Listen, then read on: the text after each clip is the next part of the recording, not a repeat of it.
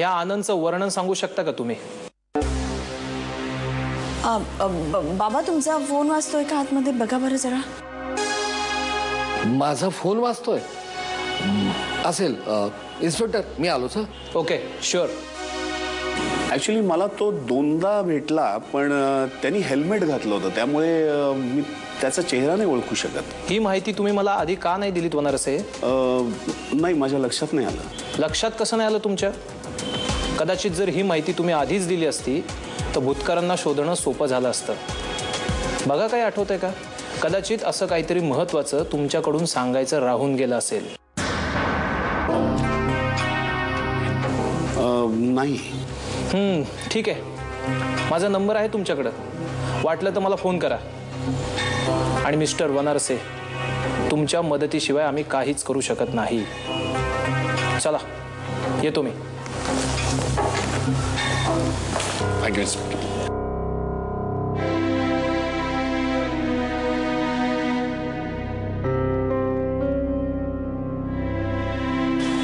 नव्हता का फोन वाजत? काही नाही ना. अरे हे इन्स्पेक्टर साहेब गेले वाटतं. गेले बाबा. अरे आपल्याकडे आनंद विजयकरचा फोटो होता ना, तो दाखवायचा त्यांना. तोच दिला मी त्यांना. तोच दिला बाबा. तो हरामखोर सापडला पाहिजे. फार मोठा विश्वासघात केलाय त्यानं. आपण पोलिसात जायचं म्हणजे आपण ऑफिशियली कंप्लेंट नाही करायची.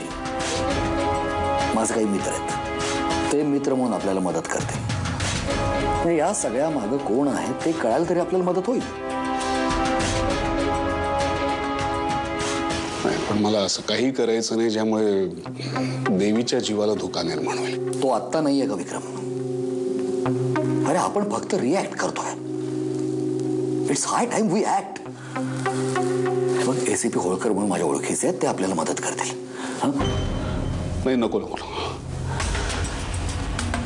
त्याचा पुढचा फोन येऊ दे. फोन येऊ दे मग बघू आपण. ठीक आहे. As you wish. रेवा ग बोरकरांची मुलगी आपल्या देवीची बेस्ट फ्रेंड नाही का? उद्या तिचा वाढदिवस आहे आणि देवी इथे नाही. हो ना. काय झालं? तू रडत होतीस? नाही ग. देवीची आठवण आली.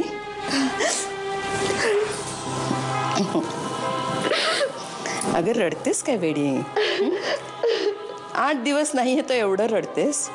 उद्या कायमची सासरी गेली तर काय करशील ग? चल आता लहान आहेस का तू? काय सांगितलंस त्या पोलिसांना? माझ्याबद्दल सगळं ओकून मोकळा झाला असेल ना? माझा फोटो बिटो पण दाखवला असेल त्यांना? नाही मी असं काही केलेलं नाही. मी खरं सांगतो. मी ऍब्सोल्युटली काही सांगितलेलं नाहीये. पण जे काही झालंय ते चांगलं नाही विक्रम. मी तुला मागेच सांगितलंय मला खाकी रंगाची खूप ॲलर्जी आहे म्हणून. म्हणजे झालं त्यात माझी काहीच चूक नाहीये. तुझी चूक कशी नव्हती?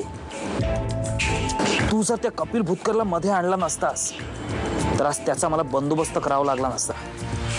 आणि त्याचा जर बंदोबस्त केला नसता तर आज पोलीस तुझ्या घरी आले नसते. तेव्हा अल्टिमेटली चूक तुझीच आहे. तेव्हा तुला माझी माफी मागावी लागेल. सॉरी. असं नाही माझ्या बाबड्या. चल उठ बरं. तुझ्या खुर्चीतून उठ.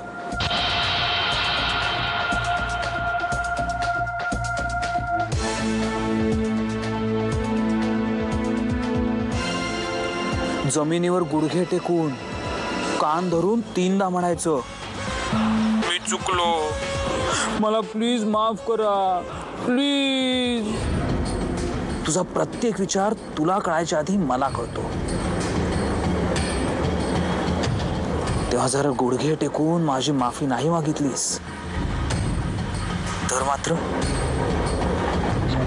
उद्या सकाळी पोस्टमन एक पार्सल घेऊन येईल तुझ्या घरी. ज्या देवीचा नाही मी तू सांगशील ते करायला तयार आहे. लवकर. फार वेळ नाहीये माझ्याकडे.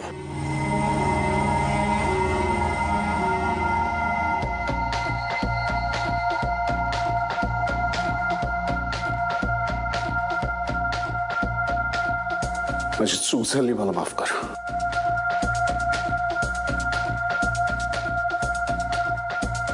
माझी चूक झाली, मला माफ कर. माझी चूक झाली, मला माफ कर.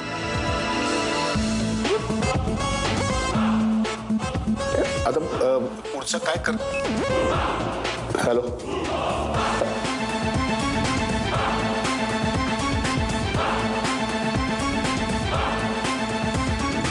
स्पष्ट सांग ना, विक्रमचा आता माझ्यामधला इंटरेस्ट संपलाय. इतके दिवस जी मजा मारली ना, त्याची भरपाई म्हणून तुला मला डंप करायला त्याने पाठवलंय. त्याची ड्युटी आता संपली आहे. असं काहीही अजिबात नाहीये अनन्या. नाहीये? मग तो मुंबईत आलाय. गेल्या 24 तासामध्ये त्याने एक SMS तरी मला केलाय का? अनन्या, आता मी फार काही नाही बोलत. जेव्हा तू आणि विक्रम बोलाल तेव्हा मी जीव गेला तरी विक्रमला फोन करणार नाही. झालं ते खूप झालं.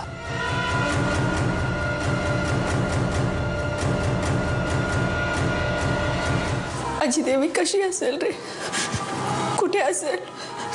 विक्रम, मला देवीची खूप आठवण येते. मी तिच्याशिवाय नाही राहू शकत. तू त्या माणसाला काय काय त्याला हवं ते देऊन टाक. पण देवीला बरं. नाही ना, लिसन. एक मिनिट, मी आलोच. कोणाचा फोन आहे? क्लायंटचा आहे, आलोच.